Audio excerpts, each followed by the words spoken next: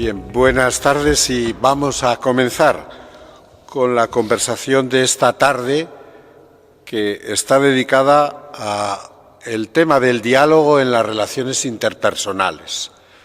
No podíamos pasar este recorrido por distintos ámbitos del diálogo, como estamos haciendo en las conversaciones de este año, sin contemplar cómo es el nivel, cómo es la calidad de diálogo en las relaciones interpersonales que se dan en distintos ámbitos de nuestra vida. En primer lugar, en la familia, pero también el profesional, en distintas asociaciones, en grupos de amigos.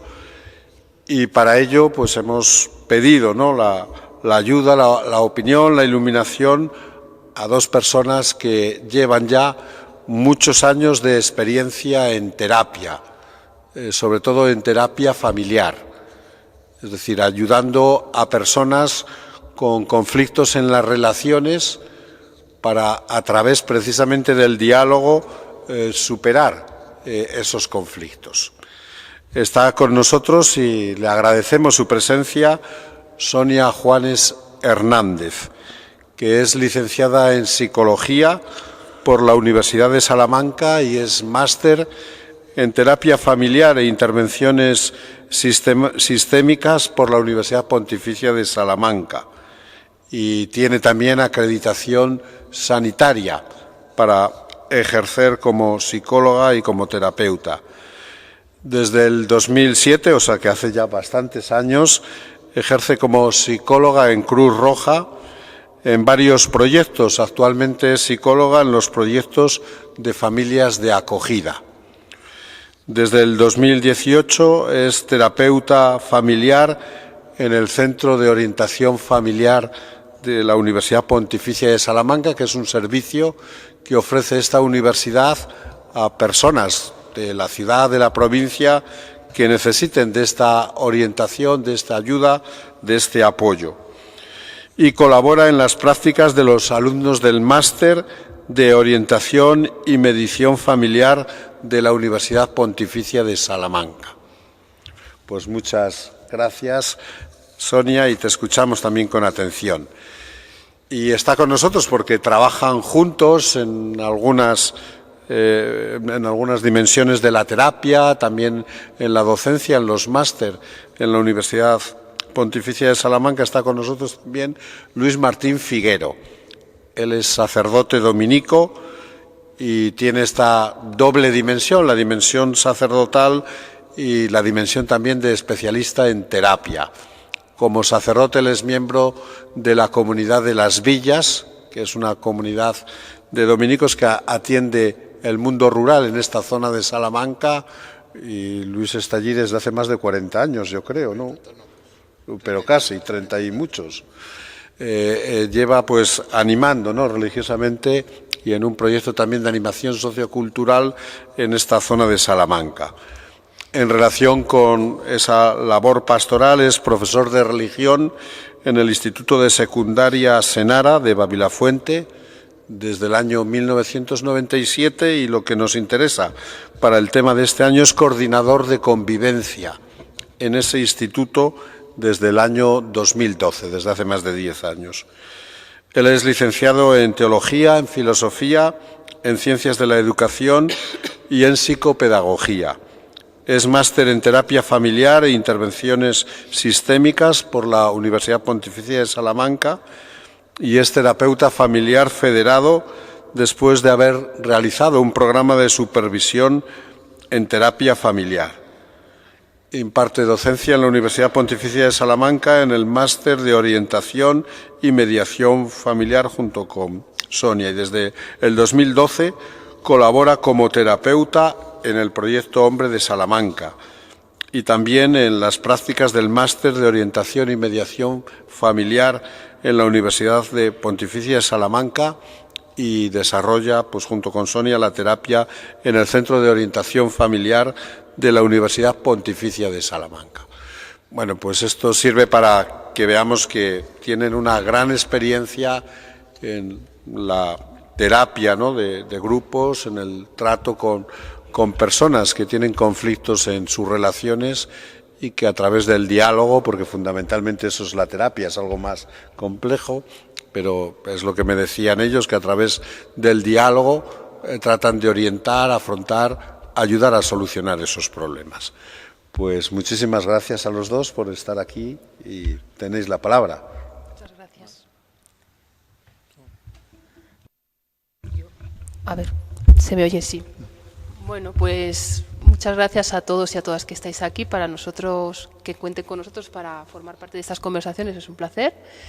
Y que hayáis venido pues también con este frío. Agradecemos mucho el esfuerzo que habéis hecho, salir de casa para venir a escucharnos. ¿Se oye bien? ¿No? No, me tengo que acercar más. Perdón. Bueno, ya nos han presentado.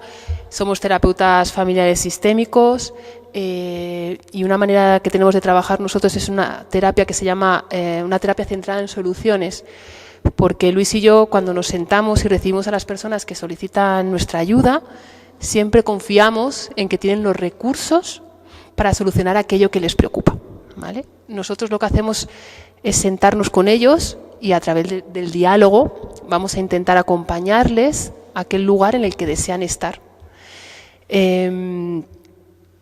Y confiamos en que tienen esos recursos y lo iremos viendo a lo largo de explicaremos por qué lo vemos, ¿no?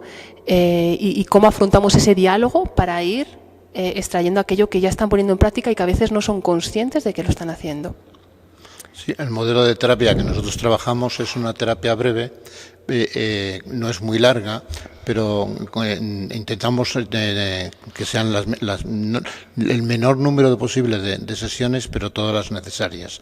Y somos conscientes de que los recursos no los tenemos nosotros somos terapeutas tontos, realmente los recursos los tiene la gente que viene a pedir ayuda, y nosotros a través del diálogo vamos construyendo con ellos y vamos marcando un poco el camino para que busquen las herramientas necesarias que ellos tienen para intentar arreglar el problema que les trae cuando vienen con nosotros.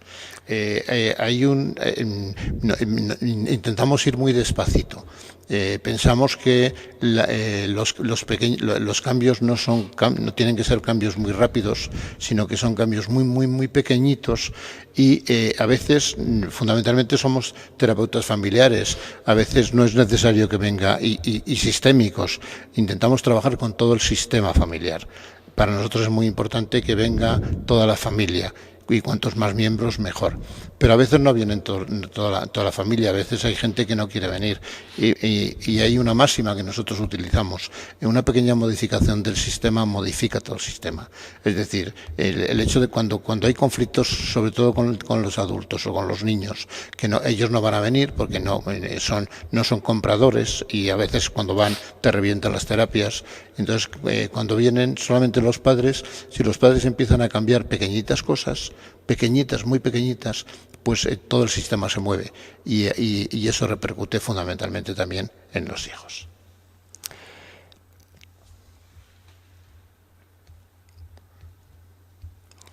Vale, cuando Luis y yo estábamos preparando la conferencia de hoy, lo primero en lo que nos basábamos es que en el tema del diálogo y de la comunicación es el axioma de que es imposible no comunicar. Es imposible. Continuamente estamos comunicando cosas. Hablemos, no hablemos. Y eso a veces se nos olvida, ¿no? Cuando una pareja están sentadas en el sofá con el móvil, no se hablan, dirán, es que ya no nos hablamos. Ahí están comunicando muchas cosas. No estamos en sintonía, no hay conexión, no hay conflicto, pero ahí no hay conexión. Y eso afecta a toda su relación y a todo su diálogo. También cuando un adolescente, los padres muchas veces nos dicen, si es que ya no decimos nada al adolescente, total, porque no nos va a hacer caso, ya pues que venga a la hora que le dé la gana, o que use el móvil, o que juegue a la Play, da igual, ¿no? Esos padres piensan que no están comunicando, y están comunicando muchas cosas. Están comunicando que han perdido totalmente la autoridad, están comunicando que no están pendientes de esa educación, y están comunicando que a lo mejor no es la prioridad, ¿no?, en esos momentos. Padres permisivos o ausentes, que llamamos. O cuando llegas de trabajar un día largo y nadie te pregunta qué tal estás, o cómo has pasado el día, o cómo te has sentido hoy, ¿no? Pues No hay conflicto en casa, pero no se habla y no estamos comunicando. O piensan que no están comunicando, pero están diciendo muchas cosas. O cuando el marido se va al fútbol o se va a echar la partida por la tarde los domingos y llega tarde y la mujer deja de hablarle. Y le preguntan los hijos, ¿qué te pasa, mamá? Y le deja de hablar durante 3 días y le dice, ¿qué te pasa? A mí nada, no me pasa nada. Pero está 3 días sin hablarle. Ahí ya le está comunicando bastantes cosas. O cuando estamos en una discusión y decimos, no, yo ya no hablo más, yo me callo, yo no digo nada más, no quiero saber nada más. Pues ahí también estamos bastante comunicando, aunque no hablemos, estamos comunicando. Es decir, que cuando decimos que no comunicamos, es imposible no comunicar, siempre estamos comunicando. También con Luis y yo nos parecía muy importante hablar de nuestra mirada, porque en función de nuestra mirada estamos condicionando o estamos influyendo en las relaciones y en el diálogo interpersonal, ¿vale? Podemos mirar cuando nos miran nuestros padres, cuando nos reñían, ¿no? Pues en esa mirada nos estaban diciendo muchas cosas. Y también en la mirada, por ejemplo, si un niño de 4 años está intentando, con todo su esfuerzo y con las habilidades que tiene un niño de 4 años, intentar echar la leche en el vaso, ¿vale? Si nuestra mirada es decir, joder, mi niño, ¿cómo lo está intentando? Mi niña, aunque tire el vaso, mi diálogo interpersonal con ese niño va a ser diferente a que si pienso, joder, otra vez que tira la leche, son las 9, no hemos salido de casa y vamos a llegar tarde a casa. Nuestra mirada condiciona ese diálogo con ese niño. O cuando un adolescente intenta recoger la habitación, pues hoy ha hecho la cama, ¿no? Pero si mi mirada es de todo lo que no ha hecho, en vez de centrarme en lo que sí está haciendo y en qué cosas se está ocupando de sí mismo, mi interacción y mi diálogo con él va a ser totalmente diferente. Mi mirada condiciona el diálogo y las relaciones interpersonales, y eso lo vemos continuamente, y es nuestro trabajo cambiar esa mirada que está poniendo de su parte ya, que nos lo estamos perdiendo. Sí, eso fundamentalmente lo vemos en las familias que vienen con hijos adolescentes, que el hijo adolescente está haciendo muchas cosas. Hace la habitación, hace la limpieza de la habitación, recoge las cosas, hace un montón de cosas. Pero los padres, o sobre todo, en este caso los padres, pero la madre fundamentalmente, no está satisfecha porque no limpia, porque no recoge el polvo, porque, bueno, ahí hay una mirada de reproche. ¿Qué es lo que ocurre con esa mirada de reproche? En lugar de valorar y empatizar un poco con él y valorar las cosas que está haciendo, cuando yo estoy con esa mirada de reproche, el diálogo se frena, hay una relación tóxica, no hay interacción. ¿Y qué es lo que va a ocurrir? Que al final el chico va a dejar de hacerlo porque continuamente está recibiendo reproches de los padres. Sin embargo, cuando los padres saben, en esa mirada son capaces de reconocer lo que el adolescente está haciendo, pues ¿qué es lo que va a ocurrir? Las relaciones el ambiente es mucho más sano, las relaciones son unas relaciones de colaboración, y al final, sabiendo valorar, qué es lo que el efecto que va a producir es que su hijo va a seguir haciéndolo, en lugar de frenarlo y dejar de hacerlo. También, porque a veces se sienten invisibles, ¿no? Es decir, ¿para qué voy a hacer cosas si total me van a reprochar? ¿No? Pues las dejo de hacer. Después, en las parejas, una madre que tiene 3 hijos y que está todo el día con los hijos, y no es lo mismo que cuando llega el marido y es capaz de empatizar con el esfuerzo y el trabajo de esa mujer que está agobiada, que está desbordada porque los niños agotan mucho, y cuando llega el marido lo que hace es empatiza con él, intenta echarle una mano. Eso es una mirada, la mirada empática, pero puede haber otra mirada, es la mirada de reproche, y la mirada de decir, llego a casa, esta mujer es una histérica, y ¿qué es lo que ocurre? Que ese marido está intentando retrasar cuanto más tiempo mejor el ir a casa, porque lo único que va a recibir son ver a una madre que está desbordada. En lugar de empatizar con ella, lo que está viendo es que es una mujer histérica, y lo mejor es, cuanto menos tiempo estés en casa, mucho mejor, porque para esa persona es mucho más saludable. También queríamos señalar el uso del lenguaje presuposicional.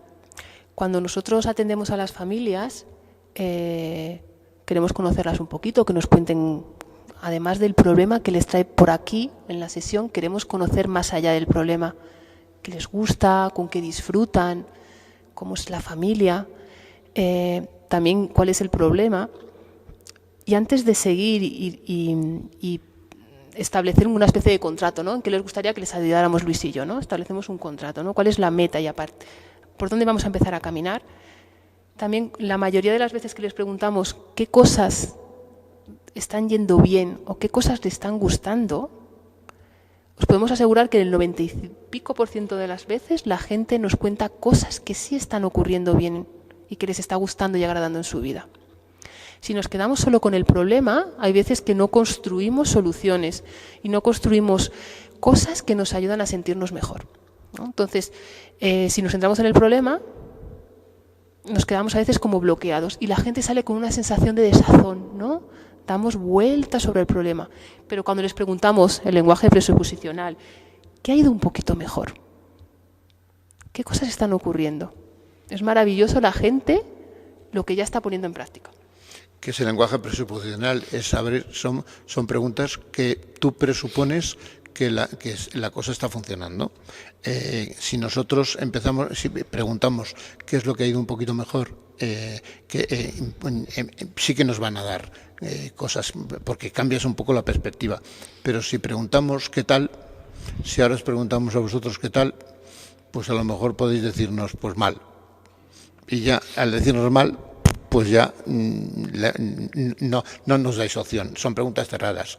Pero las preguntas presuposicionales, que nosotros son las que utilizamos en terapia, son preguntas complicadas. A los alumnos nos cuesta un montón cambiarles un poco el chip, porque habitualmente estamos acostumbrados a hacer preguntas cerradas. Pero en nuestra vida, cuando cambiamos y empezamos a utilizar esas preguntas presuposicionales, la perspectiva cambia y el estilo de vida y la forma de ver la vida también cambia. Son preguntas del tipo, por ejemplo, Richard, ¿a qué hora cenamos hoy? ¿A qué hora nos invitas a cenar hoy? Estamos presuponiendo que vamos a cenar todos hoy en el convento de los dominicos.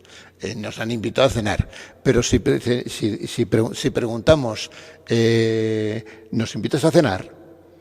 Pues es una pregunta cerrada, indudablemente nos va a decir que no. Y la perspectiva cambia. O sea, para nosotros es muy, muy importante dentro de ese lenguaje no hacer preguntas cerradas, sino hacer preguntas abiertas y preguntas que presuponen que las cosas van un poquito mejor. También les animamos a las familias que utilicen este lenguaje presuposicional, ¿no? Cuando salen los niños del colegio, ¿no? ¿Qué tal ha ido hoy? ¿Qué tal? ¿No? Pues pueden querer contar o no. Pero si les decimos, ¿qué es lo que más te ha gustado hoy? ¿Qué te ha hecho reír?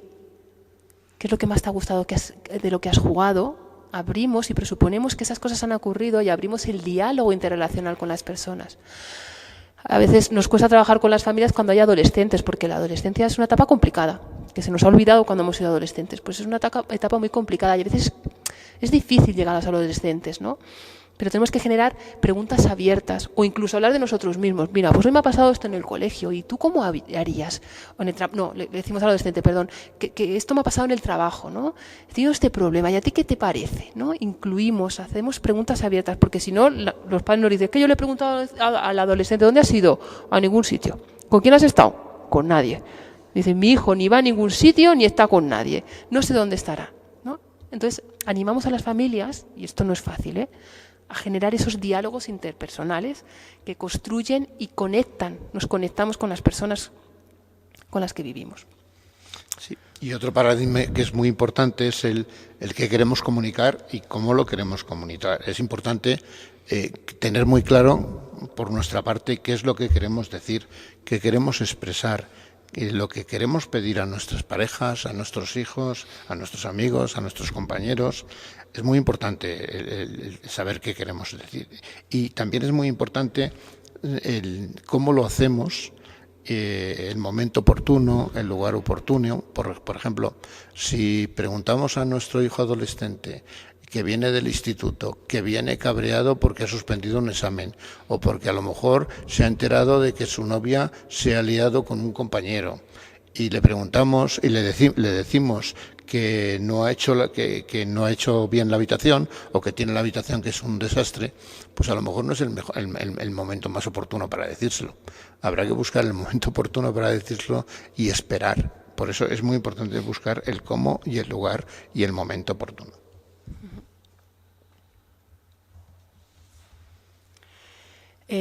Hablaremos de los contextos en el diálogo interpersonal, hablaremos un poquito de cosas que vemos en terapia que ayuda a generar ese diálogo interpersonal en la familia, también veremos en la pareja, a nivel individual y laboral. Y ahora os queremos invitar a leer estas frases para pensar, que a Luis y a mí siempre nos llama muchísimo la atención. Mirad, aquí tenemos esta primera frase que dice: no tengo ninguna esperanza en el futuro de nuestro país si la juventud de hoy toma el mando mañana, porque esta juventud es insoportable, sin moderación, sencillamente terrible. ¿Qué os parece? ¿Os identificáis en el momento actual con esta frase? ¿Lo habéis pensado alguna vez? Pensado? Del vecino, del hijo, Esta frase es de rabiosa actualidad. El momento actual, lo más idóneo. Pues fijaros.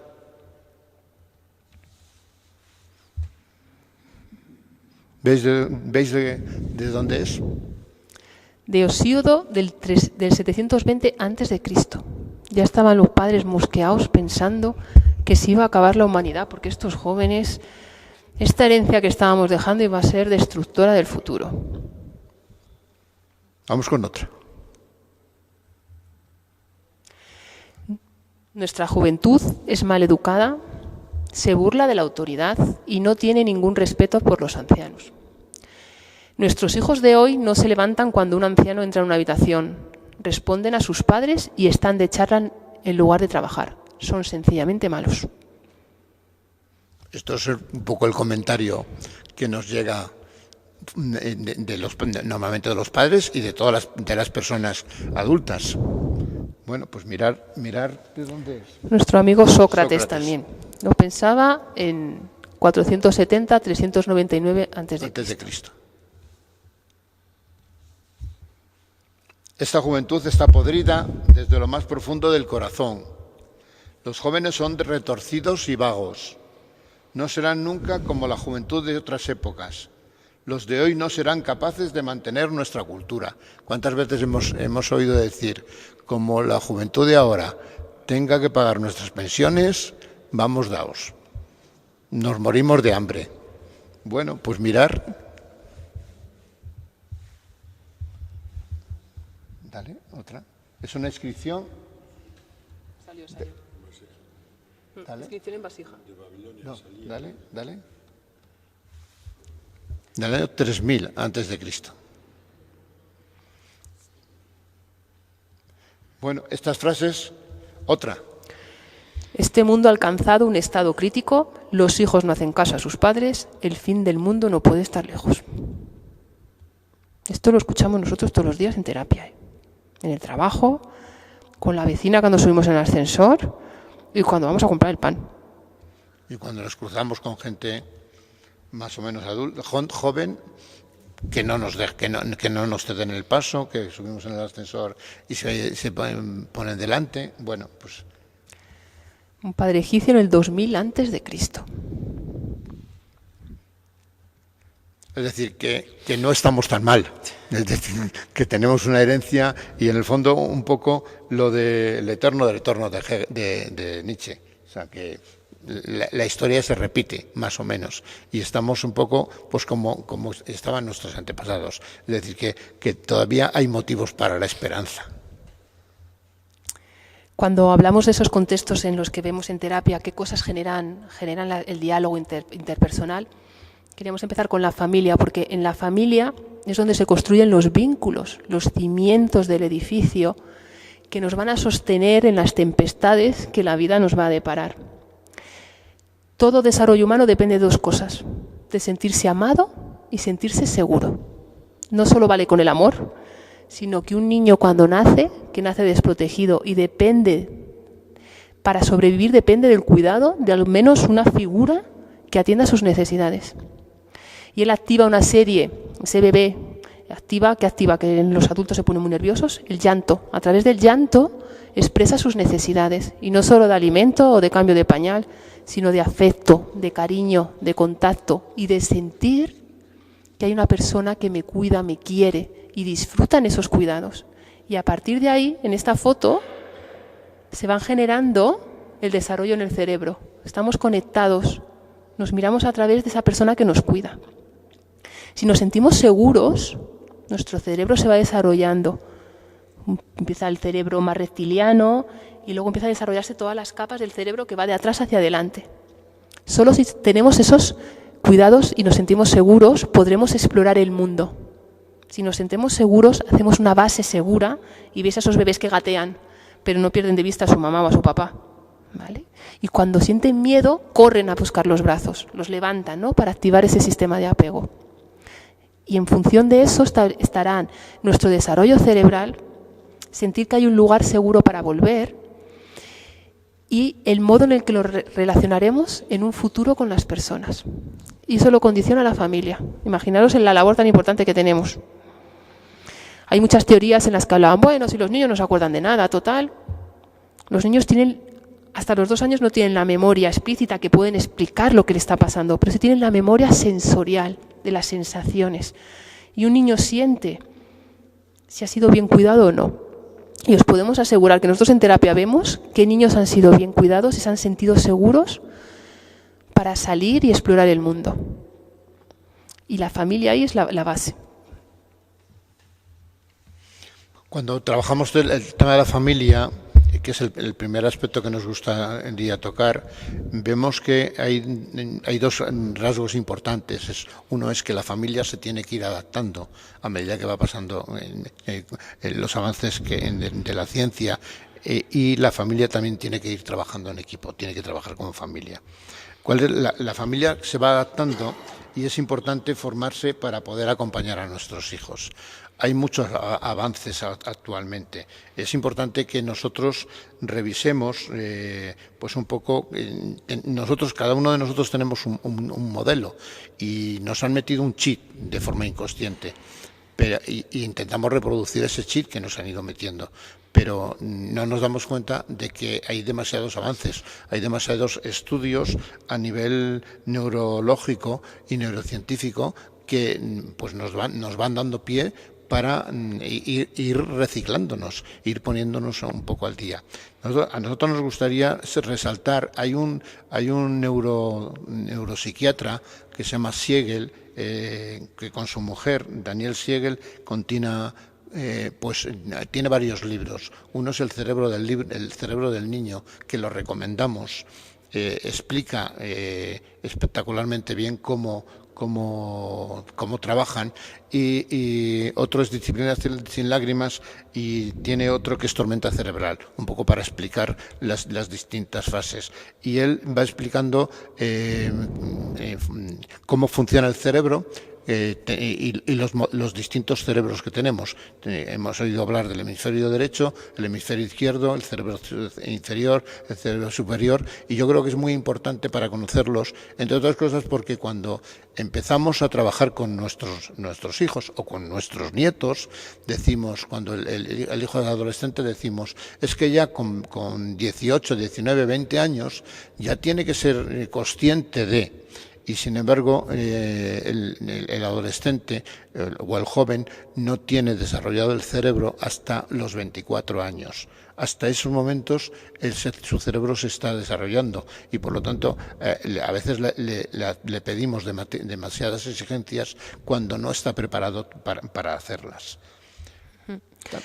Esto también lo aplicamos a veces también a las parejas, ¿no? A veces... qué importante es conectar, ¿no?, con la emoción, ¿no?, o con la parte más racional. Y es muy difícil. Nosotros siempre pensamos que la asignatura más difícil de la vida es educar y ser padres y madres. Pero sí que es importante que hay investigaciones que nos pueden dar un mapa y nos pueden acompañar, ¿no? Y determinadas conductas que a veces nos las tomamos como muy personales y nos ofendemos muchísimo, pero tiene que ver con un tema cerebral, ¿no? Entonces, a veces sí que les decimos en terapia a los padres, no tiene que ver contigo, es un tema cerebral, un tema de impulsividad, un tema de falta de control, porque su corteza prefrontal, que es la que le ayuda a regularse y la que le ayuda a planificar y organizarse, hasta los 24 años no está totalmente desarrollada. Entonces, siempre animamos a los padres a formarse y a leer. Bien, el segundo rasgo de la familia es que es muy importante que trabajen en equipo. Y trabajar en equipo, ¿qué significa trabajar en equipo? Pues empezar a hablar el plural.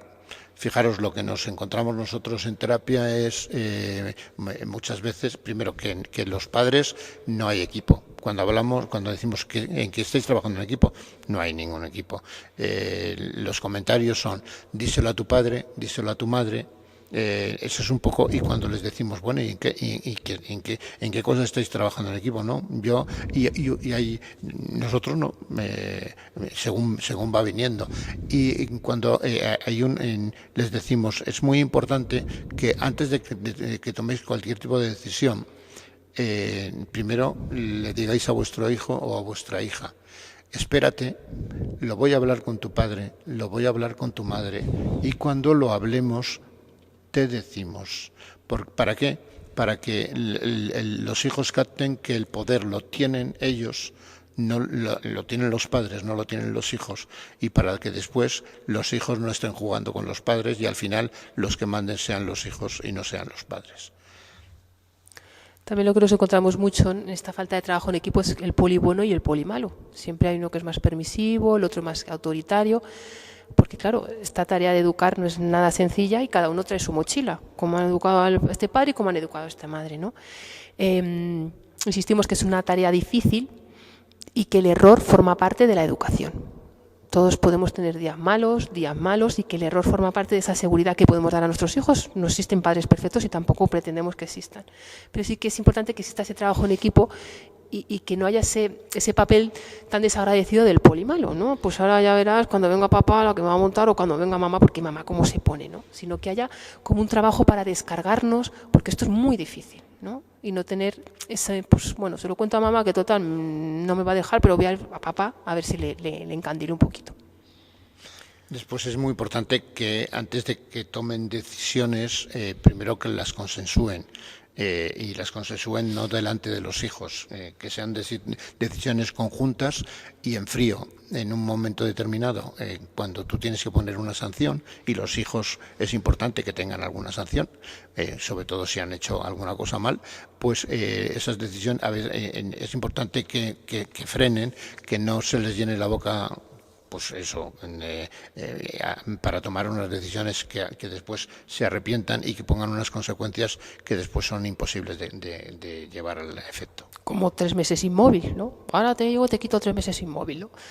Pues eso lleva a no tomarlas de forma en frío, ¿no? O a querer resolver de forma muy rápida, ¿no? A veces pedimos calma. Bueno, no hay que poner la consecuencia rápida, vamos a pensarla y en frío, ¿no? También es importante apoyarse y no desautorizarse. Nos encontramos muchísimas veces, es que cuando yo digo una cosa, viene él o viene ella y dice lo contrario. Y si yo les pongo una sanción, ¿qué es lo que ocurre? Yo les sanciono, pero viene él, que es más blando, o ella, que es más blanda, y me levanta el castigo. Y por lo tanto me está desautorizando. ¿Qué es lo que ocurre al final? Pues al final es que realmente quien gobierna esa casa no son los padres, sino que son los niños o los hijos. Y eso ocurre con adolescentes y ocurre con niños pequeños de 4 y 5 años, que además les tienen bien cogidas la sobaquera a los padres y hacen con ellos muchas veces lo que quieren.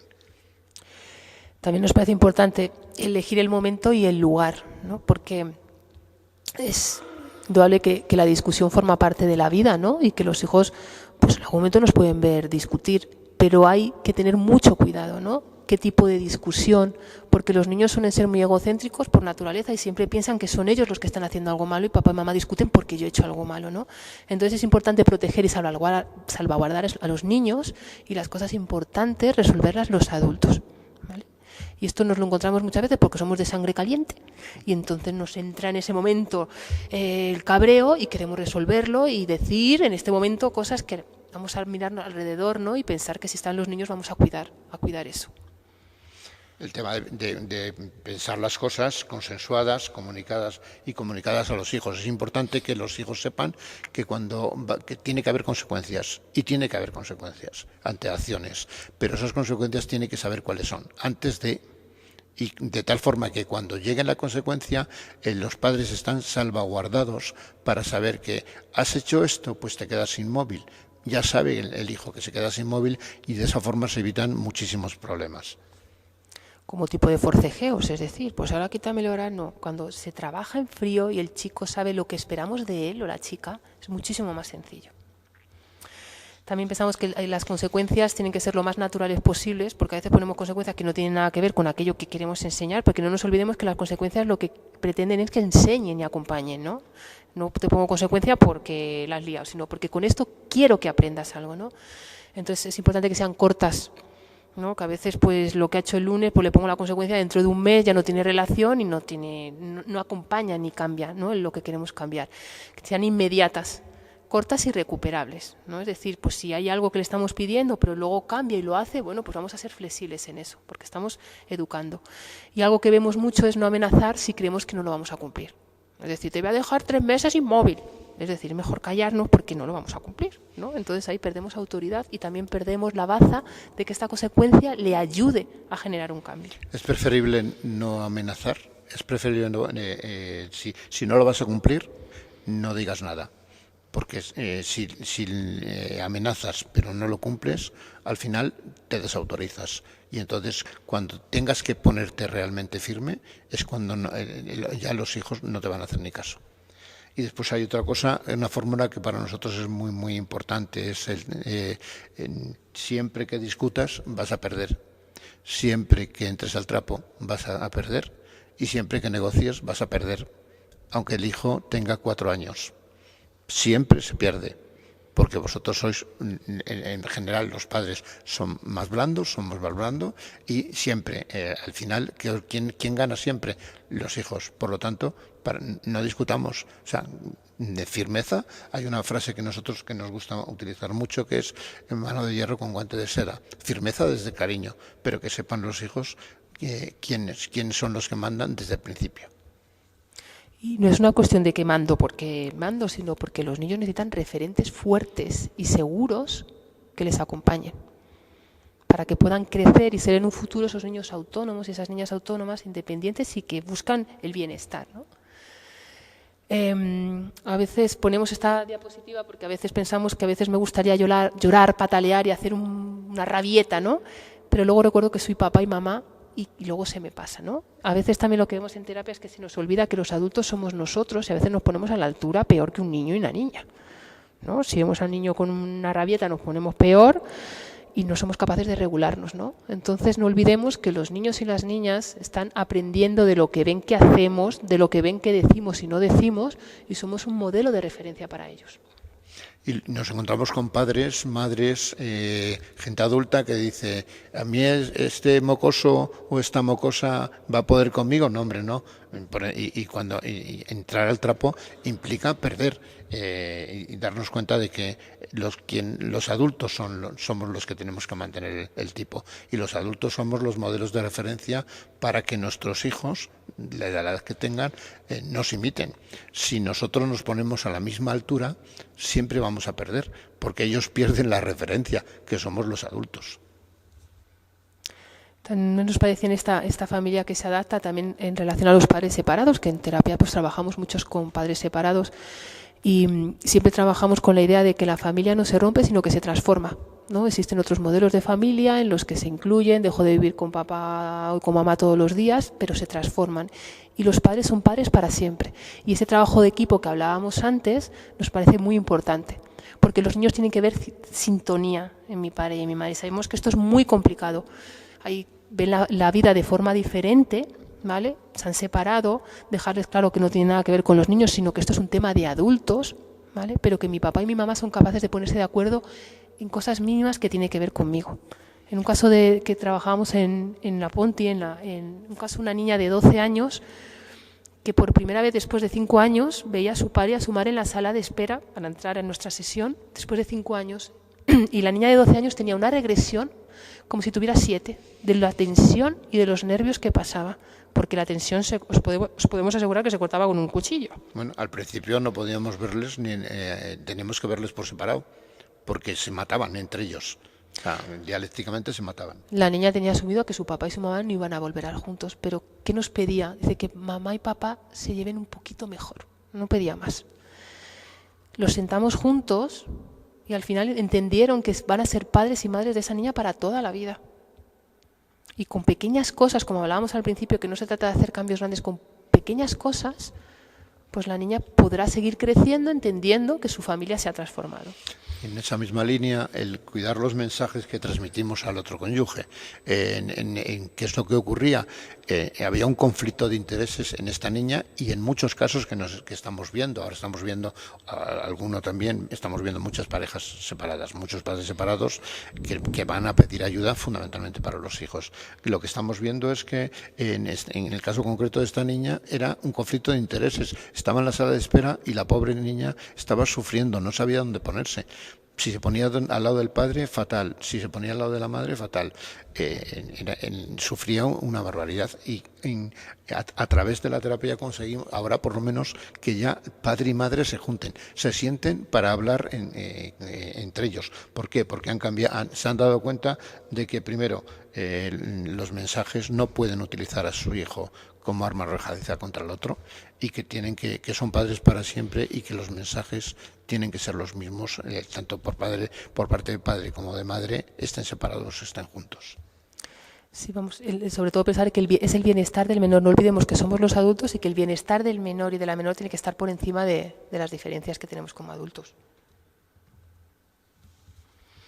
¿Cuáles son las herramientas Sí, vamos a ir un poco más rápido porque si no, ¿cuáles son las herramientas que a nivel familiar sirven? Que nos pueden servir para todos, no solamente a nivel familiar, todos nos movemos en el contexto familiar. Uno es el tiempo fuera. Cuando vemos que la cosa se está activando, lo mejor es no continuar. En el momento en el que estamos activados, a nosotros nos gusta decir mucho que en una confrontación uno es un Rottweiler y el otro es un Pitbull.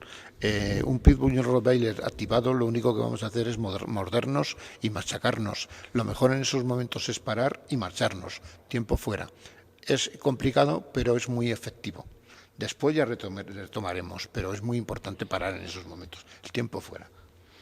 Cuando hablamos de conectar y para reconectar, todos tenemos necesidades y a veces solo que nuestro padre, nuestra madre, nuestra pareja conecte con esa necesidad. Podré satisfacerla o no, pero conecto. Veo que lo estás pasando mal, veo que te sientes triste, que te sientes apagado. Conecto con eso.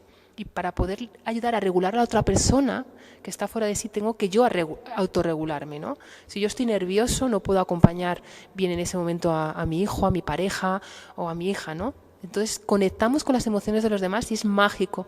Veo que cuando un niño tiene una rabieta y nos ponemos a su altura, le miramos a los ojos y le decimos, veo que estás enfadado porque no quieres el chupachus y no te lo voy a comprar. Cuando conectamos, veo que estás enfadado con algo que quieres. Eso no significa que luego se lo tengamos que comprar si hemos decidido que no, pero conectar con esa emoción. Y eso supone una autorregulación tremenda, porque cuando alguien está desregulado lo normal es que nos contagiemos, ¿no? Entonces, autorregulación y conectar con lo que siente el otro. Y en la línea de la formación, sabemos que tenemos el hemisferio derecho y el hemisferio izquierdo. En el hemisferio derecho está toda la parte emocional y en el hemisferio izquierdo está la parte racional. ¿Qué es lo que ocurre cuando hay algo? Fundamentalmente eso lo tendremos con los niños pequeños y también probablemente con los nietos. Cuando tienen una rabieta, ¿qué es lo que pasa? Está con su parte emocional. ¿Qué es lo que normalmente cómo reaccionamos nosotros? Vamos con nuestro hemisferio izquierdo, que es nuestra parte racional, y vamos a intentar darle razonamientos, explicarle que eso no se hace. ¿Qué es lo que tenemos que hacer? Lo primero que tenemos que hacer es conectar. ¿Cómo conectamos? Primero poniéndonos a su altura y después utilizar nuestro hemisferio derecho, que también es nuestra parte emocional, intentando conectar con su hemisferio derecho, decirle ven aquí, tranquilo, a ver, cuéntame qué te pasa. De esa forma conectamos y una vez que hemos conectado ya reconectamos y pasamos ya, cuando una vez que ya, pero primero tenemos que conectar. Cuando el niño está con su hemisferio derecho y nosotros vamos con nuestro hemisferio izquierdo, lo único que hacemos es ponerlo todavía peor, porque el niño o la niña se pone todavía muchísimo peor y la rabieta aumenta todavía más. Ya hemos hablado de mano de hierro con guantes de seda. Es importante la fortaleza, la seguridad, ser padres fuertes y madres fuertes y cuidando el cómo, porque podemos decir de muchas maneras que no vamos a ceder en la play o no vamos a salir por el sábado por la noche con firmeza pero con cariño, porque a veces se nos olvida la parte del cariño y nos ponemos hechos unos obeliscos para que nos escuche más y gritamos más. No, firmeza pero con cariño.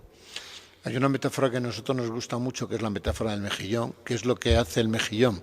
Cuando hay algún conflicto, cuando queremos acercarnos a alguna persona, si además no quiere en esos momentos tener contacto con nosotros, el mejillón, ¿qué es lo que hace? Cuando intentamos abrirle, lo que hace es se cierra más. El mejillón se abre si nosotros nos retiramos. Pues lo mismo ocurre con con las personas y también con nuestros hijos y adolescentes. En la medida en que nosotros nos retiramos, ellos se van a abrir más. Nosotros siempre solemos decir a los padres, si tú quieres tener a tu hijo encima de la chepa, tu hijo o tu hija encima de la chepa, retírate. Pero si estás tú encima de la chepa de él, le vas a tener lejos, no vas a intentar, no vas a conectar nunca con él. Es la única forma de estar cerca de él, intentando retirarte, pero sin forzarle. Una vez que el mejillón ya se ha abierto, es cuando nosotros nos podemos acercar. Hablamos de no entrar al trapo, que ya lo hemos hablado, y la importancia del elogiar. A veces en esta sociedad estamos como muy acostumbrados a centrarnos como en lo que no funciona, en lo que no nos gusta, y nos perdemos la maravillosa oportunidad de elogiar. Cuando hablamos a las personas de lo que hacen bien, de lo que nos gusta, generamos un cambio brutal. Y hay estudios que lo demuestran, a nivel de oxitocina, a nivel de conexión, de cerebro. Entonces no perdamos la oportunidad de cuando algo nos gusta de nuestra pareja, cuando algo nos gusta de nuestro vecino, de vecina, o de nuestros hijos, decirlo, porque vamos a generar un campo que nos permite el diálogo más interpersonal y también nos va a propiciar que esa persona lo haga más veces y lo repita más veces. Nosotros al final de las sesiones en terapia, Luis y yo salimos y volvemos a entrar y les damos un mensaje a las familias. Y cuando les decimos lo que están haciendo bien, no os imagináis lo que emociona, porque estamos muy machacados en esta sociedad marcándonos a aquellos que no hacemos bien. Si a un niño le decimos que viene el ratoncito Pérez, ¿qué hace el niño? Se lo cree. Si le decimos que va a venir Papá Noel o los Reyes Magos, también se lo va a creer. Y si a un niño o una niña adolescente le decimos que es un vago, que es un pesado, que nos tiene hasta las narices, se lo va a creer. Entonces vamos a decirle que es maravilloso, que se esfuerza, que lo intenta. Y qué bien has hablado hoy a tu hermana. Y cómo me gusta cómo has ayudado a este niño en el parque. Señalemos, pongamos unas gafas enormes. Y os invitamos aquí a partir de hoy, de cuando salgáis, a que espiéis y seáis detectives de cosas buenas que hacen las personas que están a vuestro alrededor. También es muy importante el escuchar sin juzgar. Muchas veces ocurre que los jóvenes pues les cuentan determinado tipo de secretos a los padres y los padres lo que hacen es juzgarlos. ¿Qué ocurre con ese tipo de actuaciones? Pues que al final lo que van a hacer es que la próxima vez tu hijo no te lo va a contar, porque lo has juzgado. Lo importante en este caso es, si te pide un consejo, se lo das, pero si no te lo pide, simplemente te lo ha comentado, pues déjalo y confía en él y ya está. Y le puedes preguntar esas preguntas presuposicionales: ¿qué te gustaría que pasara? ¿Cómo te sientes? ¿Qué es lo que crees que puedes hacer diferente? ¿Cómo te gustaría que te podríamos ayudar nosotros? Pero siempre sin juzgar, porque si juzgamos cerramos la puerta y ahí no nos van a volver a contar más.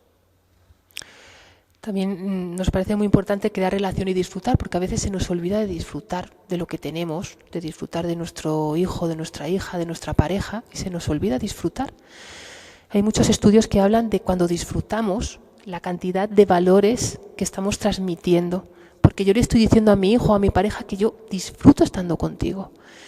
A veces en determinadas etapas de la vida es más complicado. A un adolescente que se mete en la habitación y que no quiere salir ni para atrás a ver una peli que antes veía conmigo es más complicado, pero hay que currárselo. Y a lo mejor nos tenemos que sentar con ese adolescente a ver pues esta revista de moda que le gusta, aunque yo pienso que es horrorosa. O teníamos una familia que decía, yo me niego a ver La que se avecina, la serie, pero el chaval adoraba esa serie. Pues vamos a sentarnos, porque ¿qué estoy transmitiendo a mi hijo? Me importa lo que te gusta, me importas, y me voy a sentar contigo, aunque esté por dentro diciendo, vaya chorrada de serie que me estoy tragando. O si me tengo que hacer un vídeo de TikTok con él, porque es lo que le interesa, pues me pongo a hacer un vídeo con TikTok, con el compromiso de que no lo publique, por favor, pero sí que le estoy transmitiendo el mensaje y estoy generando diálogo de que me importas y me interesan tus cosas. No son unas chorradas, porque para lo que nosotros es una chorrada, para ellos es lo más importante. Después el tema de que dar opción a que se equivoquen, el tema de la tolerancia a la frustración. Yo en el instituto tengo cantidad de gente, lo vemos, de que se le olvidan de traer el bocadillo o llevar un libro o lo que sea.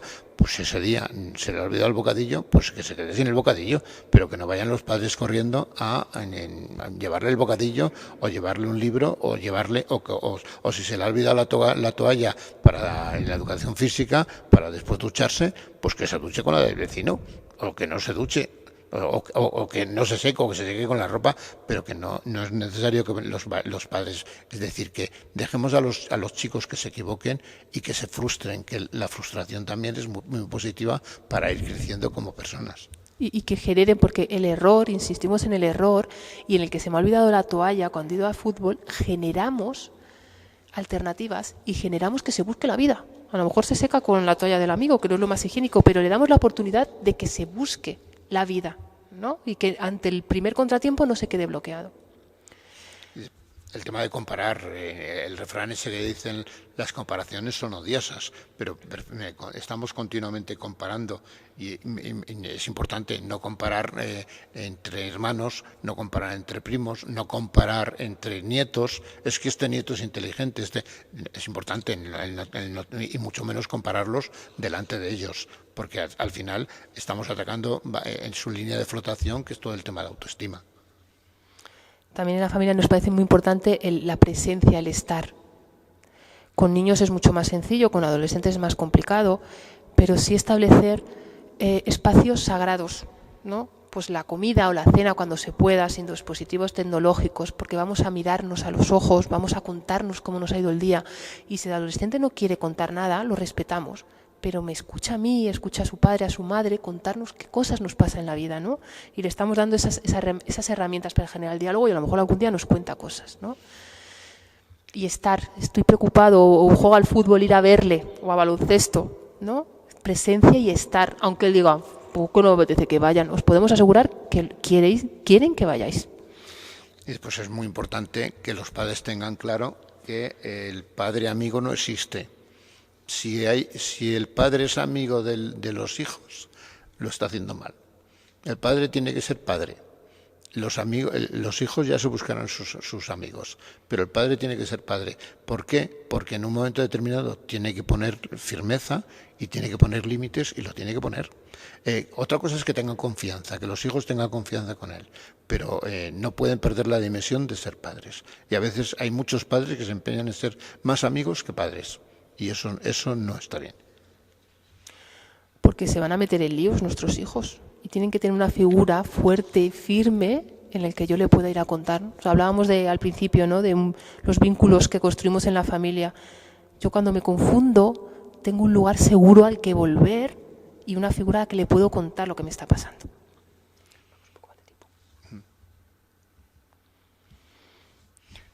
El tema de la pareja, habíamos comentado en la familia, el tema de la pareja, rápidamente, porque si no vemos que se nos va el tiempo, la clave fundamental de la pareja es el tema de la comunicación. Y la pareja tiene que expresar cuáles son las necesidades y no esperar a que el otro adivine. Habíamos pensado varios ejemplos. Nos encontramos una familia, a veces el cónyuge tiene que adivinar lo del otro, lo que estoy pensando. Entonces, ¿qué es lo que ocurre? Nos encontramos una familia que el marido llegaba a casa, se servía siempre una cerveza. La mujer estaba deseando que le pusiera una cerveza, pero no se lo decía. Y le planteamos, ¿qué dificultad tienes en pedirle que te traiga una cerveza? ¿Por qué lo tiene que adivinar? Es que no, es que tendría que saber. Si se pone una cerveza, tendría que saber. Pues díselo. Si te apetece, díselo. O cuando nos ponen la fregona, están la persona que friega el suelo, el que sea, está fregando el suelo y deja la fregona, está harta de fregar, deja la fregona y el otro cónyuge tiene que adivinar que mi pareja quiere que yo friegue el suelo, porque no se lo decimos. Comunicamos las necesidades que tenemos y así nos evitamos una serie de problemas. En cuanto esta pareja que os decimos, en cuanto le dijo, oye, tráeme una cerveza, pues a partir de ese momento le trajo, siempre se servía una cerveza para él y le llevaba una cerveza. Pero es importante comunicar las necesidades que tenemos.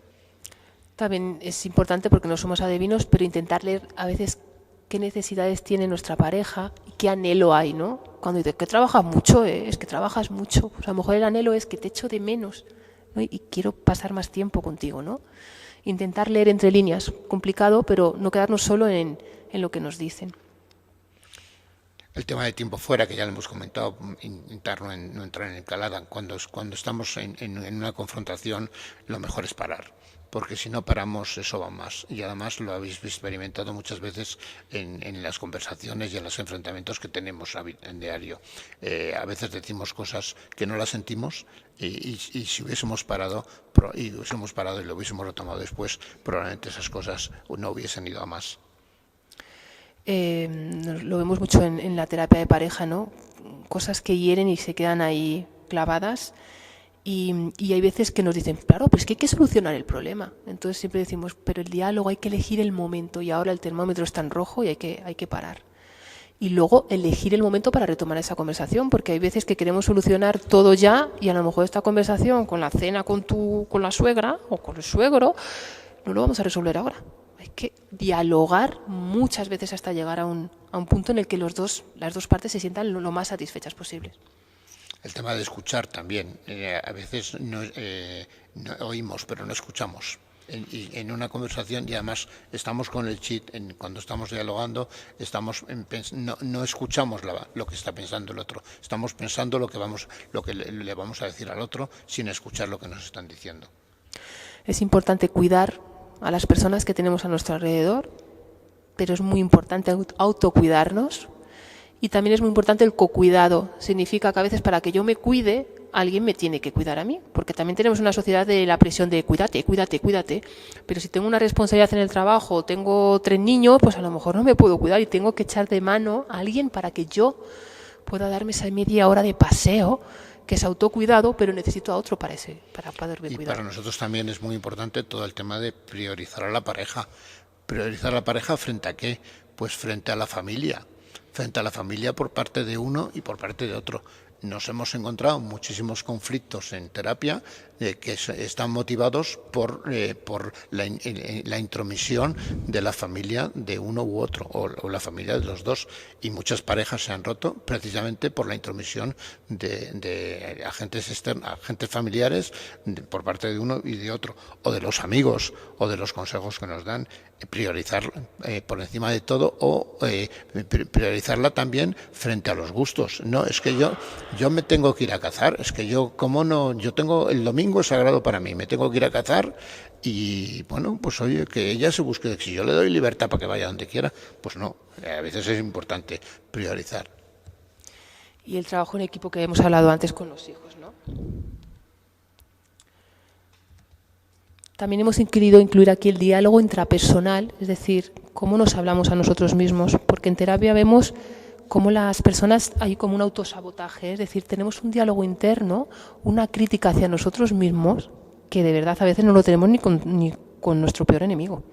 Sus pensamientos pues no valen para nada, para que lo vas a intentar, ¿no? Entonces sí que vemos a veces que hay que hacer un trabajo de mensajes que nos decimos a nosotros mismos, porque como nos veamos a nosotros mismos condiciona el diálogo y las relaciones personales con el resto de las personas, ¿no?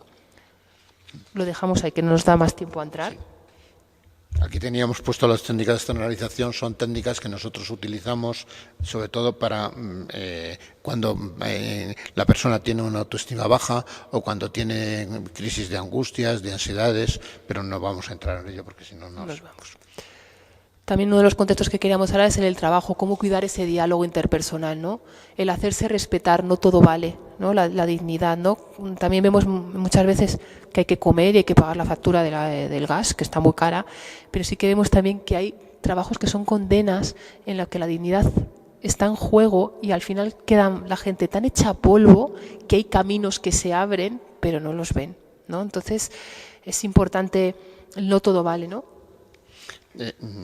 Elegir el momento también para comunicarnos y transmitir a la gente que está un poco por encima de nosotros cuáles son nuestras necesidades. Hoy, por ejemplo, nos hemos encontrado, una persona con la que hemos estado trabajando, nos hemos encontrado que, bueno, había unas prioridades para ella, que era el seguir formándose y tenía que dejar el trabajo. Bueno, pues ha dicho, pues ha priorizado, bien, por encima de todo está mi necesidad personal, que es el tema de seguir formándome, ha dejado el trabajo y va a seguir formándose. O sea, a veces no todo, un poco lo que comentamos, no todo vale y hay que valorar y priorizar. Por encima del trabajo estamos nosotros y está nuestra propia formación y felicidad. Como conclusiones, queríamos presentar estas 3 fases de somos capaces y dignos y dignas, valemos y confiemos en nosotros y en nosotras mismas, que a veces se nos olvida. Aprendamos y enseñemos que los fracasos no son otra cosa que peldaños que nos aproximan a la posibilidad de mejorar.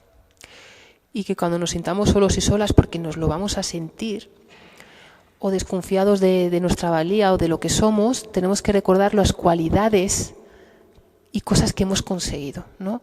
Tirar de esas cosas y de esas adversidades que hemos sido capaces de superar y todo lo que tenemos a nuestro alrededor, aunque haya algo que nos disguste. Pasa. Y un poco como conclusión sería, si algo no está roto, no intentemos arreglarlo. Si las relaciones, si por ejemplo con nuestros hijos, nuestro hijo adolescente, nuestra hija adolescente, hace cosas, hace su cuarto, recoge su ropa, más o menos limpia, eso no está roto. No intentemos que todavía le faltan, que tiene que quitar el polvo, que tiene que hacer más cosas, que tiene que colaborar, pero bueno, poco a poco, pero no intentemos arreglar algo que no está roto. Si algo funciona, haz más de lo mismo. Si hay algo que nos funciona con nuestra pareja, con nuestros amigos, con nuestros hijos, hagámoslo más veces. Y si no funciona, pues hacer algo diferente. A veces caemos un poco en la rutina, pero eso no funciona. Entonces decimos, bueno, ¿qué es lo que podéis hacer diferente? Y como último os mandábamos una tarea, que pensáis qué cosas de ti mismo y de tu vida te gustan mucho y no quisieras perder por nada del mundo. Siempre nosotros en terapia, siempre al final, la gente, parejas, familias o gente individual, siempre el objetivo al final es siempre van con una tarea que es de aquí a la próxima sesión, qué es lo que tendríais que hacer, es decir, de aquí a la próxima charla, cuando nos vuelvan a contratar estos señores, si les hemos convencido, qué cosas de vosotros mismos os gustaría seguir manteniendo y nos gustaría seguir perdiendo.